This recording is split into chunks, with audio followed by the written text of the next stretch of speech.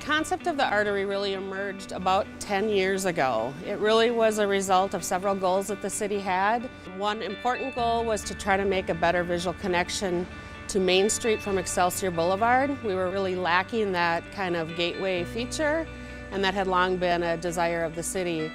That was brought on a lot with the light rail. We've got a light rail station that's going to be dumping off a lot of new riders, new people to the corridor. And we needed to attract them to this area in order to draw them into the Hopkins historic downtown, their main shopping district. For that, there was a lot of outreach done with the goal being creating a what we've termed a pedestrian seductive corridor. What would draw their attention and say, oh, I want to check this out. We knew we wanted a feature at Excelsior Boulevard to really create a strong visual image. But then once you get to the monument, you see something else that draws your attention and wants to pull you through the corridor. We actually have suspension cables with fixtures suspended above the streets to try and create like a canopy feel and an additional sense of place. I'm sitting here underneath the day and night shade structure. It's got shapes of planets that you can see through it during the daytime. I'm sure some of that light's shining down on my face right now. And then at nighttime, it's got a sun that lights up in the center, and thus it's called day and night.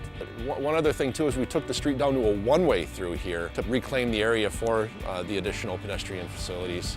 As part of making the artery an inviting space and one that's going to work well for the special events that the city wants to host, we designed the corridor such that there's no curb and gutter on the west side of the northbound one-way roadway. That can be a little bit scary to some engineers.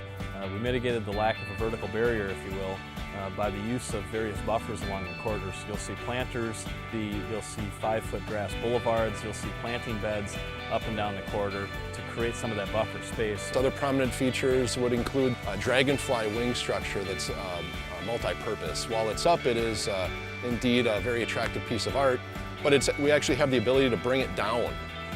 We went through a process with the FHWA to have a request to experiment with a new bicycle signal head.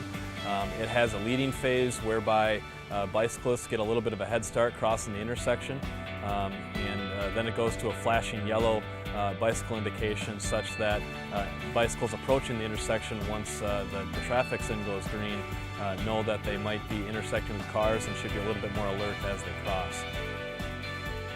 Oh, this is fantastic. I mean, the city of Hopkins had such vision to create this project and to connect our beautiful downtown Main Street with a future light rail station. And of course, they put together a fabulous event. We always seem to have great ones here, good turnout, and lots of fun things to do. 2, 1!